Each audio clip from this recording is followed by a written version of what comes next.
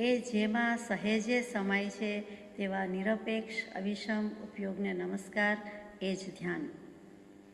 અહીંયા પત્ર પૂરો થાય છે. મોરબીના first class magistrate Shri Darshibhai Kushalchandbhai Sanghvi લોકલાજ લોકદૃષ્ટિ નહીં રાખતા મોરબીની 2228 ફૂટ ઊભી લાંબી એક સરખી બજારમાં ભર તડકામાં ભર ઉનાળામાં જેમને છત્રી ઓઢાડીને બહુમાનપણે લઈ ગયા છે તે એટલે કે લોક કુટુંબ પ્રતિબંધ રાખ્યો નથી તેવા કૃપાળુદેવ, એટલે કે કૃપાળુદેવ બિલકુલ વયમાં નાના છે, યુવાવસ્થામાં છે, પોતે પ્રૌઢાવસ્થામાં છે, તો પણ તેમણે તે કરવામાં નાનપ રાખી નથી એવા દારશીભાઈ અને એમનું ઘણા વર્ષો પહેલાં એટલે કે કૃપાળુદેવની બાલ્ય અવસ્થામાં રાજકોટમાં જેમણે જીવન બચાવ્યું કહેવાય તે, કે આયુષ્ય તો જે હોય તે હોય પરંતુ કંઈક રાજખટપટ ચાલતી હોવાથી કદાચ તેમનું પતાવી નાખે એવું હતું અને તે કૃપાળુદેવે એમને કહી દીધેલું કે આવી કંઈક વાતચીત ચાલે છે, તમે ઘણો જ ખ્યાલ રાખજો, ઉપયોગ રાખજો, લક્ષ્ય રાખજો, કાળજી રાખજો.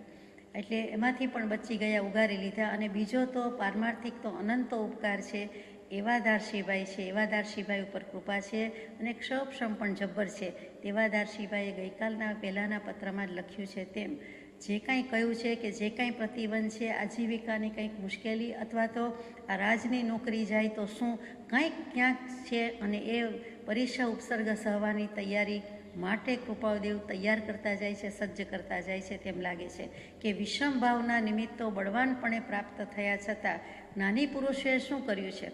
એ અવિષમ ઉપયોગમાં રહ્યા છે, ટક્યા છે, સ્થિરતા રાખી છે, કેવલ જ્ઞાન પ્રાપ્ત કરી લીધું છે, નિર્માણ પ્રાપ્ત કરી દીધું છે. કમઠ અને પાર્શ્વનાથ ભગવાન, ગજસુકુમાર, આ બધાના દૃષ્ટાંત શું સૂચવે છે કે છેક સુધી સ્વસ્વભાવનું ભાન હતું અથવા તો આજ્ઞાનું પાલન હતું. ને આજ્ઞાનું પાલન શું કરવાનું હતું? કઈ આજ્ઞા હતી? કે સ્વભાવમાં રહેવું, વિભાવથી મુકાવવું. તો ગજસુકુમારે પણ તેમ જ કર્યું, પાર્શ્વનાથ પ્રભુએ પણ તેમ જ કર્યું. અને તેવા વિષમમાં વિષમ નિમિત્તમાં એવા પરીક્ષા ઉપસર્ગના સમયમાં પાર્શ્વ પ્રભુને કેવલ જ્ઞાન થયું કે કેવલ જ્ઞાન પ્રગટાવ્યું. કરતાપણાથી કયો તો પ્રગટાવ્યું, ને થયું કહી દઈએ તો કેવલ જ્ઞાન થયું એમ કહીએ. તો એવી કેવી આત્મપરિણતિ? તો કે સહજ સ્વભાવની પ્રાપ્તિ તો હતી જ, પણ તેવા ઉદયમાં, તેવા સંયોગમાં સહજ સ્વરૂપ કે સ્વભાવમાં સ્થિતિ કરી દીધી અને ટકાવી રાખી. માટે તે પુરુષોને નમસ્કાર કહ્યા છે. ભૂતકાળમાં થયા, વર્તમાનમાં થાય કે ભવિષ્યકાળમાં જે થશે તે બધાને કૃપાળુદેવે વારંવાર નમસ્કાર કહ્યા, બાર. એટલે કે કોઈ પણ પ્રસંગે, કોઈ પણ અવસરે, કોઈ પણ તકે હું વારી જાઉં છું અને નમસ્કાર કરું છું, એટલે કે ઓવારી જાઉં છું અને મારા કર્મનું નિવારણ કરી દે છે. એટલે વારંવાર શબ્દ મૂક્યો, તેમને નમસ્કાર કરું છું. કૃપાળુદેવે જેમને નમસ્કાર કર્યા છે તેવા કૃપાળુદેવના અવિષમ ઉપયોગને આપણે નમસ્કાર કરીએ છીએ. તો એવા વિષમ ભાવના નિમિત્તો ગમે તે હોય, પણ ગજસુકુમારે તે જ કર્યું કે સ્વ સદભાવમાં જીવ આવવો જોઈએ, આત્મા સ્વભાવમાં આવવો જોઈએ, તો મોક્ષ હથેળીમાં છે. અને નેમનાથ ભગવાનની વાત કરીએ, એમની આજ્ઞાથી ગજસુકુમારે કર્યું. પાર્શ્વનાથ પ્રભુએ વંદક અને નિંદક બંને પ્રત્યે બિલકુલ સમદૃષ્ટિ રાખી. આ સમના સિદ્ધાંત પર, મધ્યસ્થતાના, તટસ્થતાના સિદ્ધાંત પર નહીં રાગ, નહીં દ્વેષ, લવલેશ અંશ માત્ર પણ નહીં, પરમાણુ માત્ર પણ નહીં. અને તે વખતે પ્રગટ્યું, ઉપજ્યું તે કેવલ જ્ઞાન. તો આ ઉપયોગની બલિહારી છે અને ઉપયોગની બલિહારી બધામાં છે. સમ્યક દર્શન થતાય છે, કેવલ જ્ઞાન થતાય છે. અને કાંઈ ન થાય તો પણ ઉપયોગની બલિહારી તો છે જ. કે આત્મા એટલે કે જીવ જુદો ક્યાંથી પડે છે? તો કે જળથી જુદો પડે છે, એકમાત્ર લક્ષણથી, કે ઉપયોગ તેનું લક્ષણ છે, અનિવાર્ય લક્ષણ છે. માટે આત્મા આત્મા છે અને જળ જળ છે, જળને ઉપયોગ નથી. જળને ભાવ છે પણ જળને ઉપયોગ નથી. તો અહીંયા વાત કરતા હતા કે આવા વિષમ ભાવ આવે તો દારશીભાઈને આજીવિકાનો કંઈ પ્રસંગ પડ્યો હોય, આગલા પત્ર ઉપરથી કહીએ છીએ, તો એમાં શું ડરી જવાનું છે કે નાસીપાસ થવાનું છે, નિરાશ થવાનું છે? આ પુરુષો આવા નિમિત્તો વચ્ચે પણ અવિષમ ઉપયોગે રહી ગયા છે, ટકી ગયા છે. વિકાર હેતૌ સતિ વિક્રિયંતે યેષામ ન ચેતાંસી તે એવ ધીરાહા. વિભાવના, વિકારના, ફેરફાર થવાના ગમે તેટલા ઉત્કૃષ્ટ, બળવાન, શુભ કે અશુભ નિમિત્ત હોય તો પણ જેનું મન ચલાયમાન થતું નથી, જે આત્મામાં, આત્મવૃત્તિમાં, આત્મપરિણતિમાં અને આત્મ ઉપયોગમાં અડગ રહે છે, જેને બીજું કાંઈ મૂંઝવી શકતું નથી, રોકી ટોકી શકતું નથી, એવો જેનો નિરપેક્ષ અવિષમ ઉપયોગ છે, તેવા જ્ઞાની પુરુષને નમસ્કાર છે. અને તેને પણ ધીર પુરુષ કયા છે કે જે આવી વિભાવ પરિણતિમાં જતા નથી, તેમને નમસ્કાર છે. પછી મૂક્યું કે આ નિરપેક્ષ અવિષમ ઉપયોગનું કેવું બળ છે, તો કે એને ઉત્કૃષ્ટમાં ઉત્કૃષ્ટ વ્રત કહી દો તો વાંધો નથી. તો વ્રત કોને કહેવાય? તો કે વ્રત એટલે સામાન્ય રીતે આપણે કોઈ નિયમ લઈએ તો કહીએ, પાક્કો સંકલ્પ કર્યો હોય, દૃઢ સંકલ્પ કર્યો હોય તેને કહીએ, પ્રતિજ્ઞા લીધી હોય કે આમ તો ન જ કરવું ને આમ તો કરવું જ, એને પણ નિયમ વ્રત કહેવાય. કંઈ આરાધના કરતા હોઈએ કે પૌષદ વ્રતની આરાધના કરીએ છીએ તો તે પૌષદ વ્રત લીધું કહેવાય. સામાયિકની આરાધના કરતા હોઈએ, બીજા ઘણા અનુષ્ઠાન કરતા હોઈએ તો તે પણ વ્રતમાં સમાવેશ પામે છે. અને ભક્તિ કરતા હોઈએ તો તેને પણ વ્રત કીધું છે કે અમારે આજ્ઞા ભક્તિનું અથવા 1 કલાકનું અથવા દરરોજ 6-8 કલાકની ભક્તિનું વ્રત છે, એટલે કે નિયમ છે, આરાધના છે, પાલન છે, જે કયો તે. તો અહીંયા વ્રતની વ્યાખ્યા, વ્રતનો સીધો સાદો શબ્દાર્થ આપણે કર્યો. પરંતુ અધ્યાત્મશાસ્ત્રોમાં તત્વાર્થ સૂત્ર એટલે કે મોક્ષશાસ્ત્રમાં, બૃહદ્રવ્ય સંગ્રહમાં, ભગવતી આરાધનામાં અને ધવલાજી, આ બધા જ ઉત્તમ શાસ્ત્રોમાં, પ્રથમ હરોળના શાસ્ત્રોમાં શું મૂક્યું છે? તો કે જે કંઈ છે તે હિંસા, અસત્ય, અદત્ત, અબ્રહ્મ અને અપરિગ્રહ, આ 5થી નિવૃત્ત થવું તેનું નામ વ્રત છે. આ બધા જ શાસ્ત્રો એકી સાથે, એકી અવાજે, એકી સુરથી મૂકે છે. તે વિચારવાનું છે કે આ પંચ મહાવ્રત કહીએ છીએ. મહાવ્રત ન હોય તો અણુવ્રત, અણુવ્રત પણ ન હોય, મહાવ્રત પણ ન હોય તો આપણે એને કહીએ છીએ અવ્રત. એટલે કે આ 5 વ્રત હોવા, જેટલા અંશે હોય તેટલા અણુવ્રત અને પૂરેપૂરા હોય તો મહાવ્રત કહીએ છીએ. સાધુ સાધ્વીજીને મહાવ્રત કહેવાય છે, શ્રાવક શ્રાવિકાને અણુવ્રત કહેવાય છે. ફરીથી આ 5માંથી બચી જવું નહીં પણ નિવર્તી જવું, તેનું નામ વ્રત છે. એટલે કે હિંસા, અસત્ય, અદત્ત, અબ્રહ્મ, અપરિગ્રહ છોડી દેવાની વાત આવી. તો જો નિરપેક્ષ અવિષમ ઉપયોગમાં રહ્યા તો આ 5 વ્રતનું પાલન આપણે કર્યું કહેવાય. 1 સમય તો 1 સમય, 10 સમય તો 10 સમય, 1 સેકન્ડ તો 1 સેકન્ડ. માટે તે સર્વોત્કૃષ્ટ ચિંતામણી રત્ન જેવો મનુષ્યપણાનો સમય, અને એ સમય પર પોતાના વિજયની મોર મારી કે આ મારો સમય, અનંતકાળમાં મારો સમય નહોતો પણ આ સમય મારો, જેના ઉપર હું આત્મા થઈને રહ્યો, આત્મ ઉપયોગમાં આવીને રહ્યો, નિરપેક્ષ અવિષમ ઉપયોગમાં આવીને રહ્યો, આત્મ સ્વભાવમાં રહ્યો, આત્માનુભવમાં રહ્યો. હું તે વખતે સિદ્ધાત્મા સમાન, મુક્તાત્મા સમાન, અને તે સમય મારો. સમય ઉપર સ્ટેમ્પિંગ કરી દીધું હોય તો તે આ સમયની વાત છે, તે આ અવિષમ ઉપયોગની વાત છે. એટલે કે 5 વ્રતનું આરાધન એમાં સમાય, કેમ કે તે વખતે એને સંકલ્પ વિકલ્પ નથી, એટલે દ્રવ્યથી ભાવથી કાંઈ હિંસા નથી. એવી જ રીતે સત પોતાનું અસ્તિત્વ છે, આત્માના અસ્તિત્વના ભાવ પર રહી ગયો, એના અનુભવમાં રહી ગયો, એટલે એને અસત આચરણ કે અસત ભાષણ કે કાંઈ જ નથી. જે કાંઈ છે તે સત છે, સત સ્વરૂપ છે, અને એમાં એ રહી ગયો. પછી બીજા પરદ્રવ્ય પરભાવમાં ગયો નથી, એટલે કોઈની ચોરી કરી નથી. એટલે 3 ભુવન કા ચોર, 3 ભુવન મેં ચોર કહી શકે એમ નથી. પોતે પોતાના આત્માના અનુભવમાં કે સ્વરૂપના ઉપયોગના અનુભવમાં છે. તો એ વખતે એને ચોર પણ નથી, પોતાના ભાવમાં છે. ક્યાં બીજાના ભાવ કે બીજાના દ્રવ્યનો વાત વિચાર કરે છે? એટલે તે વખતે એને અદત્ત, અચૌર્ય વ્રત પણ પાલન થઈ જાય છે. અને બ્રહ્મ એટલે આત્મા, તો આત્મા આત્મામાં જ છે, એટલે બ્રહ્મચર્ય વ્રતનું પણ તે વખતે પાલન થઈ ગયું. અને અપરિગ્રહ વ્રત છે તે વખતે, કેમ કે કાંઈ જ ગ્રહણ કરતો નથી, કાંઈ ઝાલતો પકડતો નથી, કોઈ પરભાવમાં નથી, વિભાવમાં નથી. એટલે તેને અપરિગ્રહી પણ કહેવો પડે, અહિંસક કહેવો પડે, સત્યવાદી કહેવો પડે, અને જે કાંઈ કહ્યો તે બધું કહેવું પડે, બ્રહ્મચારી પણ કહેવો પડે. એટલે 5 વ્રત જેમાં સહેજે સમાય છે તે ઉત્કૃષ્ટ વ્રત કીધું. અને ઉત્કૃષ્ટ વ્રત એટલે અહીંયા નિરપેક્ષ અવિષમ ઉપયોગ. એ બીજી રીતે બાધા આંકડી લીધી હોય કે નહીં, નિયમ વ્રત કરતા હોય કે નહીં, પરંતુ જો સ્વસ્વભાવનું ભાન થઈ ગયું તો તે જ તો કરવાનું છે. ઉપયોગનો અનુભવ થઈ ગયો, સ્વરૂપનો અનુભવ થઈ ગયો તો તે જ તો કરવાનું છે. એટલે અહીંયા ધીમેકથી મૂકી દીધું કે આમાં 5 વ્રત સમાય છે.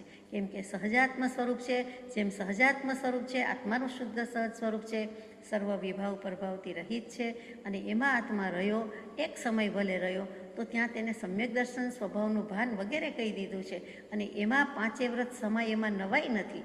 માટે આપણે કહીએ કે સહજાત્મ સ્વરૂપ પરમ ગુરુ મંત્રમાં 5 મહાવ્રત પણ સમાય છે. પંચ પરમેષ્ઠી તો સમાય છે જ, 9 પદજી સમાય છે, 14 પૂર્વનો સાર આવી ગયો, સાથે પંચ મહાવ્રત પણ સમાય છે. એટલે આ બધું જેમાં સમાય છે એવું શું? તો કે આત્માનો ઉપયોગ પણ છે. માત્ર 2 શબ્દ આગળ લગાડ્યા, નિરપેક્ષ અને અવિષમ. તો નિરપેક્ષ અને અવિષમ શું? તો કે નિરપેક્ષની વાત પછી લઈશું, પણ અવિષમ ઉપયોગે વર્ત્યા છે એમ કહ્યું છે.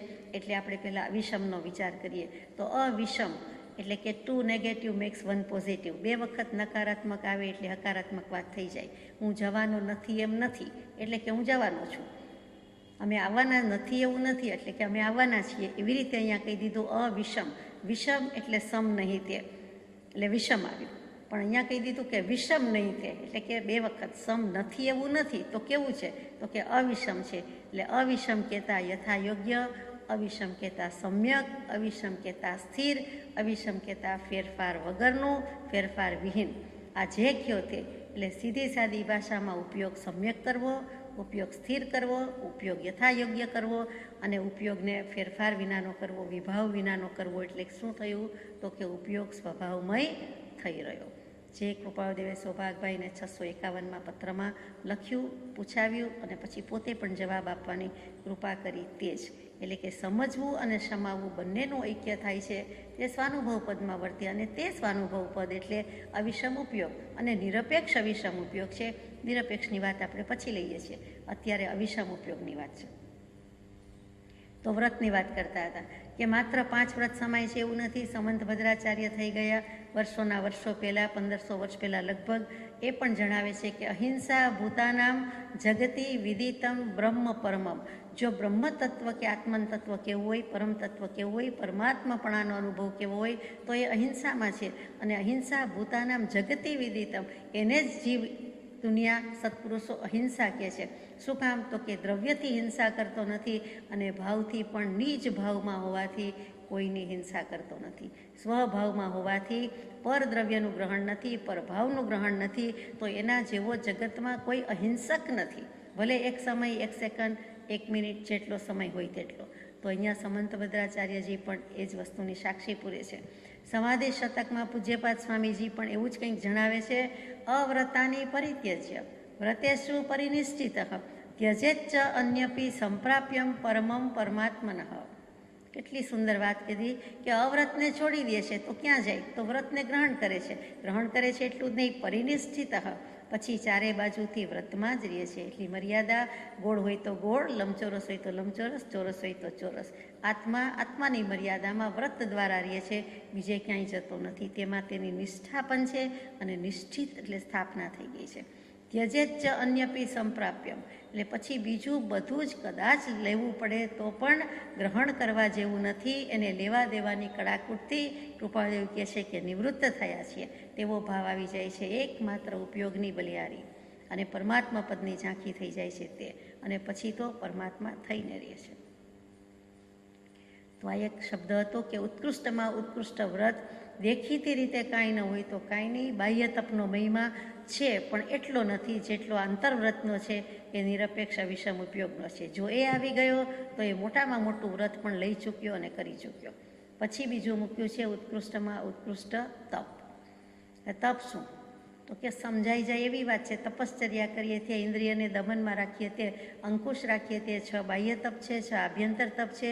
6 આભ્યંતર તપમાં સ્વાધ્યાય સર્વોત્કૃષ્ટ તપ છે. એટલે કે 12 તપમાં સૌથી ઊંચું તપ હોય, પરમ તપ હોય તો તે સ્વાધ્યાય છે. એટલે કે અભ્યાસ કરવો તે છે. પછી વાંચીએ, ગાઈએ, બોલીએ, જે રીતે હોય તે રીતે કે સાંભળીએ, પરંતુ સ્વાધ્યાય જેવું ઉત્તમ એકેય તપ નથી. ઉપનિષદકાર પણ વિદાય વખતે વિદ્યાર્થીનીને એમ જ કહે છે, સ્વાધ્યાયાત્મા પ્રમદઃ. હવે જે ગૃહાશ્રમ શરૂ કરશો તેમાં અથવા તે ન કરો તો પણ સ્વાધ્યાય ચૂકશો નહીં. સ્વાધ્યાયમાં પ્રમાદ કરીને બધું ભૂલી જશો નહીં. ત્યાં પ્રમાદ એટલે આપણે સમજવાનું છે સ્વરૂપનું, આત્માનું વિસ્મરણ કરશો નહીં. ભૂલી જતા નહીં, ભણેલું ભૂલી જાઓ પણ પોતે જે ભણનાર છે તેને ભૂલી જતા નહીં, એવા આશયનું કાંઈક કહેવાનું હશે. તો તપની વાત કરતા હતા. તત્વાર્થ સૂત્ર એ જ મોક્ષશાસ્ત્ર અને એની ટીકા લખી પૂજ્યપાદ સ્વામીજીએ.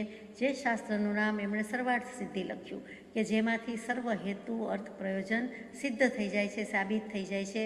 આત્માને એક જ પ્રયોજન છે મોક્ષે જવાનું, તે પણ સાબિત થઈ જાય છે તેવું શાસ્ત્ર, તેનું નામ સર્વાર્થ સિદ્ધિ. એમાં એમ મૂક્યું કે કર્મના ક્ષય માટે જે કંઈ કરવામાં આવે છે તેનું નામ તપ છે. એટલે તપની વ્યાખ્યા જેવી કે અનંત પ્રકારના કર્મ, મુખ્ય 8, એમાં જે કર્મનો ક્ષય કરતા જાઓ, જે પ્રમાણે કરતા જાઓ તેટલું તપ થઈ ગયું. એટલે કે મિથ્યાત્વ મોહનીય કાઢી નાખો, દર્શન મોહ કાઢી નાખો, તો સ્વરૂપમાં તપો છો, માટે સ્વરૂપમાં તપન કરવું તે જ તપ. પ્રવચન સારનો સારાંશ એ જ છે.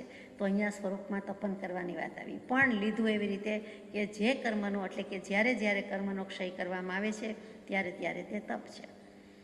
રાજવાર્તિક એ પણ તત્વાર્થ સૂત્રની ટીકા છે. એમાં પણ લખે કે કર્મને બાળી નાખો, તપાવી નાખો તે તપ છે. એટલે ત્યાં પણ કર્મની અપેક્ષા જ લીધું, પરની અપેક્ષા જ લીધું છે. ધવલાજી ષટખંડાગમ ધવલાજી તેમાં પણ મૂક્યું કે રત્નત્રયીને પ્રગટ કરવા માટે ઈચ્છા નિરોધ તે તપ. એટલે ત્યાં ઈચ્છાનું અંકુશન, ઈચ્છાનું નિયમન, ઇન્દ્રિયોનું દમન કીધું નહીં પણ ઈચ્છાનું કીધું કે ઈચ્છા જ ન હોવી એ મોટામાં મોટું તપ છે. અને એ નહીં થઈ શકે ત્યાં સુધી આપણે ઈચ્છા થતી હોય તો પણ કેટલાક તપ, વ્રત, નિયમ, મર્યાદા કરીએ છીએ તો એ પણ એને અંકુશમાં રાખવાની પ્રેક્ટિસ છે, અભ્યાસ છે, ખોટું નથી. પણ સાવ સાચું તો આ જ કહેવાય કે હે ઈચ્છા દુઃખ મૂલ, જબ ઈચ્છા કા નાશ તબ મીટે અનાદિ ભૂલ. એટલે ઈચ્છા નિરોધ એ જ તપ છે. પછી નવપતજીની પૂજા યશો વિજયજી મહારાજે જે શાસ્ત્રો લખ્યા તેમાં મુખ્યપણે આ જ લખ્યું છે કે ઈચ્છા નિરોધ તપ તે નમો, વાલા ઈચ્છા નિરોધ તપ તે નમો. એટલે ઈચ્છાનું રૂંધન કરો તે નમો, એમ કરીને પદ શરૂ કર્યું, પૂજા શરૂ કરી. વાલા તપ એ હિ જાતમાં, એ પણ યશો વિજયજી મહારાજે જ ગાયું. જોકે એમણે તો જ્ઞાન એ હિ જાતમાં, દર્શન એ હિ જાતમાં, ચારિત્ર એ હિ જાતમાં અને તપ એ હિ જાતમાં ચારેયને લીધા છે. કુંદ ભગવાનનું પ્રવચન સાર શું કહે તો કે સ્વરૂપ વિશ્રાંતિ નિસ્તરંગ ચૈતન્ય પ્રતપનાત ચ તપઃ. પ્રતપન કરવું તે તપ શેમાં તો કે સ્વરૂપમાં. કેવી રીતે તો કે વિશ્રાંતિ, સ્વરૂપમાં જ તમે સમાઈ જાઓ, સ્વરૂપમાં આરામ ફરમાવો, સ્વરૂપમાં વિરામ પામી જાઓ, તેનું નામ તપ છે. એટલે કે બીજું કાંઈ આવ્યું જ નહીં, કરતા કર્મ ભાવ આવ્યો નહીં, કરતા ભોગતા ભાવ આવ્યો નહીં, બીજું કાંઈ એટલે વિકલ્પ માત્ર આવ્યો નહીં. નિસ્તરંગ, સંકલ્પ વિકલ્પના મોજા નથી, મોજા વિનાના થઈ જાઓ. નદીનું પાણી શાંત ખડખડ વહેતું લાગે, દરિયાનું પાણી ક્યારેય એવું લાગે નહીં, એમાં ખળભળાટ જ હોય. એ તરંગ જ છે, એ મોજા જ છે, એ લહેર જ છે, ઓછા કે વધતા. આ બે પાણીની સરખામણીથી સમજ પડે છે. તેવી જ અહીંયા વાત છે કે નદી સાગરમાં ભળી જાય છે, પણ નદી અહીંયા જે છે પોતાના પરમાર્થનું પાણી એ ક્યાં છે તો કે સ્વભાવ અને સ્વરૂપ. સ્વભાવ ગુણની પર્યાય, સ્વરૂપ દ્રવ્યની પર્યાય, અને એમાં જ એ વિશ્રાંતિ પામે છે. વસ્તુ વિચારત ધ્યાવતે મન પાવે વિશ્રામ, અનુભવતા કો કહીએ. એ બનારસીદાસજીએ કહી દીધું કે વસ્તુનો વિચાર કરતાં કરતાં પછી એના પોતાના સ્વાદમાં, અનુભવમાં આવી જાય અને મન વિશ્રાંતિ પામી જાય, મન વિરામ પામી જાય. એનું નામ આત્માનુભવ. અહીંયા પણ એમ જ કહ્યું કે સ્વરૂપ વિશ્રાંતિ નિસ્તરંગ ચૈતન્ય પ્રતપના ચ તપઃ. તો આ તપની સુંદર વ્યાખ્યા કહી દીધી. અને આ તપ કે આ વ્રત, બે વસ્તુ આપણે વિચારી, અવિષમ ઉપયોગ વિના થઈ શકતી નથી. અવિષમ ઉપયોગને જ તપ કીધું, અવિષમ ઉપયોગને જ વ્રત કીધું, તેમ આપણે વિચારી રહ્યા છીએ. એ ભૂલવા જેવું નથી. એટલે કે જે કંઈ છે તે આ ઉપયોગ કે સ્વભાવ જ સમજવાનું છે, તેના ભાનમાં જવાનું છે. બીજું બધુંય ગૌણ છે, બીજું બધો વિસ્તાર છે. મુખ્ય વાત આટલી જ છે, ટચુકડી વાત છે, અને એ આપણે અનંતકાળથી કરી શક્યા નથી. એ ખરેખર ધન્યવાદની બદલે ધિક્કારને પાત્ર છે કે કેમ આમ થાય.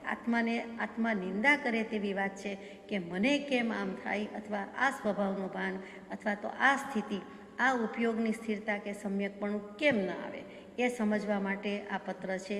ધારશીભાઈ જેવાને લખ્યો છે. આટલો શાસ્ત્રનો ક્ષપક્ષમ છે, પણ આ વિષમ ઉપયોગ પર આવી શક્યા નથી. અને એ ધીમેકથી કૃપાળદેવે ઘણું મોટું તત્વ, ઊંચું તત્વ અહીંયા અનુભવની વાત મૂકી દીધી છે. જેવી તેવી નથી. કૃપાળદેવની કરુણા તો અનંતી છે, લેખિત સ્વરૂપે મૂકી દીધી છે. એ વળી વધારે વિચારણીય છે.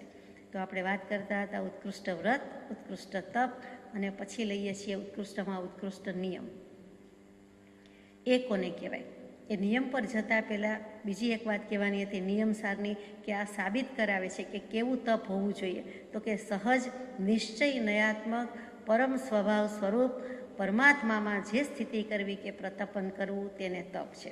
બીજી રીતે મૂક્યું છે, ગાથામાં મૂક્યું છે, એનું ગુજરાતી વાંચું નિયમસારજીની, કે આત્માને આત્મામાં આત્મા વડે જે ધારી રાખે છે, ટકાવી રાખે છે, જોડી રાખે છે, અને તે જ અધ્યાત્મ છે. અને તે અધ્યાત્મને અમે તપ કહીએ છીએ. અને તે તપને આપણે અહીંયા અવિષમ ઉપયોગ કહીએ છીએ, નિરપેક્ષ અવિષમ ઉપયોગ કહીએ છીએ. એટલે કૃપાળદેવે જે ધીમેકથી મૂકી દીધું છે એ હજારો શાસ્ત્રો અથવા વધારે કહેવા હોય તો વધારે, એમાં ઉપયોગ ફરી વળીને સારાંશ રૂપે, અર્કરૂપે મૂક્યું છે. એ આપણને સાબિત થાય છે અને ઘણો અહોભાવ, બહુમાન ઉપજે એવી વાત છે. આપણને શોધવું પડે છે, ફંફોસવું પડે છે. કૃપાળદેવે સહજ સ્વાભાવિક રીતે લખી દીધું કે હવે તમે વિચારો, અને કોઈ ચેલેન્જ ફેંકી શકે એવું નથી. પોતે તે દશામાં, તે સ્થિતિમાં આવીને પછી લખેલું છે. ને સિદ્ધાંત સિદ્ધાંત જ છે, અને આ તો અનુભવપૂત સિદ્ધાંત છે કે જેથી બીજો જીવ પણ આત્માનો અનુભવ કરી શકે. વચનામૃતજીનો 5મો પત્ર બોધવચન, જેમાં 125 વચનની ભેટ આપી છે, 125 પ્રાભૃત નજરાણા ધર્યા છે તે, તો એમાં 11, 12, 14 વર્ષની હોય, 16 વર્ષ 17 વર્ષની વાત પણ નથી. મોક્ષમાળાની પહેલાં લખાયું છે ત્યારે એમાં 106 નંબરનું વચન કે સ્વરાજ્યરૂપ આત્મા છે અને સ્વતપરૂપ આત્મા છે, પોતાનામાં તપવું ટકવું તે તપ, અને તે જ આપણે નિરપેક્ષ વિષમ ઉપયોગ કહીએ છીએ. ફરીથી 106 નંબરનું વાક્ય એક્ઝેક્ટલી આ પ્રમાણે છે કે સ્વરાજ પદવી, સ્વતપ, આત્મામાં લક્ષ્ય રાખો, કૌંસમાં દો એટલે કે આપો. દો એટલે પછી હિન્દીનું દો એટલે બે નહીં, પણ દો એટલે ગુજરાતીમાં બોલીએ કે દ્યો, મને આપો અથવા મને દ્યો. એ દ્યો કહીએ છીએ તે દો છે, શુદ્ધ ભાષામાં દો લખીએ છીએ, તો એ આત્માનો લક્ષ્ય દ્યો. કેવું? તો કે સ્વરાજ પદવી, સ્વતપ, આત્માનો લક્ષ્ય રાખો. આ 11, 12, 14 વર્ષે લખાયું છે, જેમાં સ્વદ્રવ્યના ધારક થાઓ, ગ્રાહક થારો, ત્વરાથી થાવો વગેરે વગેરે છે. બહુ જ સુંદર, રમ્ય, ભવ્ય, દિવ્ય વાત છે. આત્માને આત્મા પર મૂકી દે તેવી વાત છે. પરંતુ ચાવી અહીંયા મૂકી કે નિરપેક્ષ અવિષમ ઉપયોગ છે, તો બધું જ છે તેને નમસ્કાર છે. હવે આપણે નિયમની વાત લઈએ. નિયમસાર પછી નિયમની વાત લઈએ છીએ. નિયમ કોને કહેવું? નિશ્ચિતપણે કંઈક પણ અંકુશમાં હોવું, રાખવું, તેને આપણે નિયમ કહીએ છીએ. થોડા સમયનો હોય તો પણ નિયમ કહીએ છીએ, અને વધારે સમયનું હોય તો આપણે યમ કહેતા હશું. તે શુભાશુભ વચન રચના અને રાગાદી ભાવોનું નિવારણ કરીને જે આત્માને ધ્યાવે છે તેને નિયમથી નિયમ હોય છે. આ નિયમસાર શાસ્ત્રની જ ગાથા છે કે શુભાશુભ વચન રચના અને રાગાદી ભાવોનું નિવારણ કરવા, એના માટે જે કોઈ આત્માને ધ્યાવે છે તેને નિયમથી નિયમ કહેવાય છે. તો આત્માને ધ્યાન કરવાની વાત આવી, ધ્યાન કરવાની વાત આવી, તો અહીંયા તો ધ્યાન કરવાની વાત મૂકી નથી. તો કે જો નિરપેક્ષ અવિષમ ઉપયોગમાં આવ્યા તો તે આત્માને તે ધ્યાન જ છે. એટલા માટે આ ગાથા પણ વિચારવા જેવી છે. પછી મોક્ષમાળાના પાઠમાં 101મો પાઠ એટલે કે સ્મૃતિમાં રાખવા યોગ્ય મહાવાક્ય, એમાં પહેલું જ વાક્ય કે એક ભેદે નિયમ એ જ આ જગતનો પ્રવર્તક છે. જગતમાં જે કાંઈ થાય છે તે વ્યવસ્થિત વ્યવસ્થાને કારણે થાય છે, એમનેમ થતું નથી. તો ત્યાં નિયમનો આપણે સીધો સાદો અર્થ કર્યો. હકીકતમાં નિયમ શું છે? તો કે જે કાંઈ છે તે રત્નત્રય છે, સમ્યક દર્શન, સમ્યક જ્ઞાન, સમ્યક ચારિત્ર, એના કારણે જ આ જગતનું પ્રવર્તન છે. જગતનું પ્રવર્તન મોક્ષના માર્ગથી જ છે, કેમ કે કેવલી પ્રરૂપિત તત્વ છે એનાથી જ બધી આ કાયદા, સિદ્ધાંત, નિયમ ચાલે છે. અને કેવલી પ્રરૂપિત તત્વ ક્યાંથી આવ્યું? ભલે અનંતકાળથી આવ્યું. તો કે સમ્યક દર્શન, જ્ઞાન, ચારિત્ર અને મોક્ષ માર્ગ, એ મોક્ષ માર્ગ જે પામ્યા અને એમણે જે જ્ઞાનમાં જેમ વસ્તુનું અને વસ્તુઓનું સ્વરૂપ, જળનું અને ચેતનનું બંનેનું સ્વરૂપ જેમ છે તેમ જોયું, જાણ્યું, અનુભવ્યું અને લખી દીધું, કહી દીધું, તે કેવલી તત્વ છે, કેવલી પ્રરૂપિત તત્વ છે. એટલે તે રીતે પણ નિયમ બેસે કે જે કાંઈ થાય છે તે આ રત્નત્રય એ જ આ જગતનો પ્રવર્તક છે. જેમ આપણે કહીએ કે ઈશ્વર જેવું કાંઈક છે જેથી નિયમ પ્રવર્તાવે, જેથી કાયદા કાનૂન હોય, એવી જ રીતે કહી દેવું છે તો કે કરતા ઈશ્વર કોઈ નહીં, ઈશ્વર શુદ્ધ સ્વભાવ. એટલે ત્યાં પણ સ્વભાવ, રત્નત્રય, નિયમ એ જ આ જગતનો પ્રવર્તક છે એમ સાબિત થાય છે.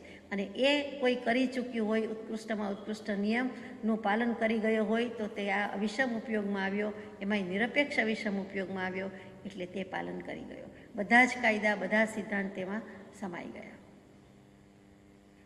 ત્યાર પછી મૂક્યું છે પ્રભુએ ઉત્કૃષ્ટમાં ઉત્કૃષ્ટ લબ્ધિ. લબ્ધિ એટલે કેટલાકનું નામ જ હોય છે, લબ્ધિબેન ને શક્તિબેન. તો લબ્ધિ એટલે શક્તિ, લબ્ધિ એટલે લાભ, કંઈ પણ મેળવવું, કંઈ પણ પ્રાપ્ત કરવું, લાભ, તેનું નામ લબ્ધિ કહીએ. એમાં ઐશ્વર્ય પણ આવી જાય, મુખ્ય 28 લબ્ધિ જીનાગમની છે એ પણ આવી જાય. બાકી તો આત્મા અનંત શક્તિ અને લબ્ધિનો ભંડાર છે. તો અહીંયા લબ્ધિ શું? તો કે 3 કાળ અને 3 લોકમાં સમ્યક દર્શનની પ્રાપ્તિ હોવી, લબ્ધિ હોવી, એનાથી કોઈ બીજું શ્રેય નથી. અને ન હોવું એના સમૂહ એટલે કે મિથ્યાત્વ જેવું કોઈ પ્રેય નથી. અહીંયા તો આપણે સમ્યક દર્શનનું કામ છે. તો મોટામાં મોટી લબ્ધિ કે શક્તિ આ ઉપયોગની છે, આત્માની છે, બીજી કોઈ નથી. સૌથી મોટો લાભ આ એક સમ્યક દર્શનનો જ છે, એને જ ધર્મલાભ કયો છે. જ્યારે સાધુ ભગવાન, સાધ્વીજી ભગવાન કહેતા હોય છે ધર્મલાભ, ત્યારે શું કે મને હજો, તમને હજો, જે ઘરે ઓરવા પધાર્યા છે ત્યાં હજો, એમ કરીને ધર્મલાભ કહે છે. અથવા તો સમ્યક્ત્વનો જય હો, સમ્યક્ત્વનો જય હો. દિગંબર આમનાઈમાં જય જય કરતાં જ લગભગ દેરાસરજીના પગથિયા ચડે ઉતરે છે. તો એ જય જય છે એ જ આપણે સંબોધનમાં કહીએ છીએ કે સિનેશ્વર ભગવંતનો જય થાવ, શુદ્ધાત્માનો જય થાવ, મારા આત્માનો જય થાવ, તમારા આત્માનો પણ જય હજો, એમ કરીને જય જય બોલવામાં આવે છે. જય જય ગુરુદેવ કહીએ છીએ, પછી સહજાત્મ સ્વરૂપ શુદ્ધ ચૈતન્ય સ્વામી કહે છે એ પણ એ જ છે, અભિવાદનમાં કહીએ છીએ એ પણ એ જ છે કે સામાને લક્ષ કરાવીએ છીએ કે જીનેશ્વરનો જય થઈ ગયો, મારા તમારા આત્માનો પણ જય જયકાર થજો, આપણે પણ એ જ કરવાનું છે. બાકી લૌકિક દૃષ્ટિએ ગણેશજી અને તેના રિદ્ધિ સિદ્ધિ નામના 2 પત્નીશ્રી અને તેમના 2 મોટા પુત્ર, એકનું નામ લાભ અને એકનું નામ મહાલાભ. કોઈક લાભ અને શુભ કહે છે, પણ આપણે લાભ અને મહાલાભ રાખીએ છીએ. તો એ બધું જ શેમાં સમય છે? તો કે અમારે તો નિરપેક્ષ અવિષમ ઉપયોગમાં 4 ને 4 8 ને 4 12 અક્ષરમાં બધું આવી જાય છે. 8 મહાસિદ્ધિ આવી જાય છે, 28 લબ્ધિ આવી જાય છે, 9 નિધાન આવી જાય છે. આટલું થઈ જાય તો અમને સમ્યક દર્શન અને કેવલ જ્ઞાન થઈ જશે, એટલે કે કેવલ જ્ઞાન રૂપી 9 લબ્ધિ પણ પ્રાપ્ત થઈ જશે. એના માટે પણ કરવાનું શું? તો કે સ્થિર ઉપયોગ, શુદ્ધ ઉપયોગ, સમ્યક ઉપયોગ, બીજું તો કંઈ કરવાનું નથી. એટલે તેને નમસ્કાર કર્યા છે.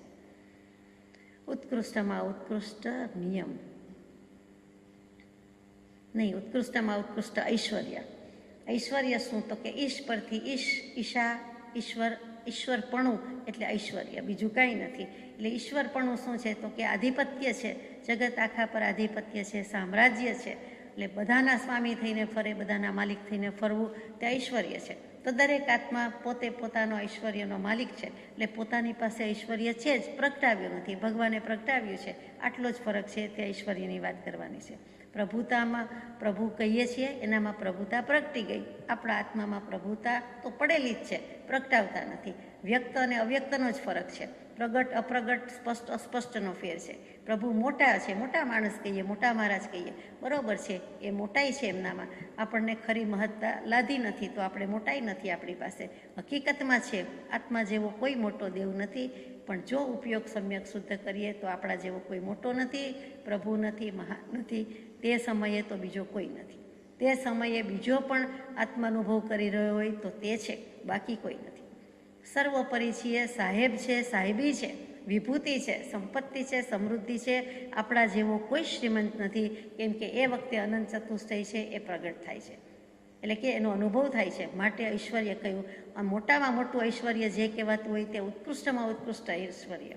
આમ તો 6 પ્રકારનું કહેવાય છે: યશ, કીર્તિ, જ્ઞાન, વીર્ય અને છેલ્લું છઠ્ઠું જે ઐશ્વર્ય કહીએ તે. એટલે 6 પ્રકારના ઐશ્વર્ય. એ 6 જેમાં સમાય છે તે વીર્ય એટલે પુરુષાર્થ, અને તે જેમાં સમાય છે તેવો નિરપેક્ષ અવિષમ ઉપયોગ. માટે તેને નમસ્કાર કહ્યા છે.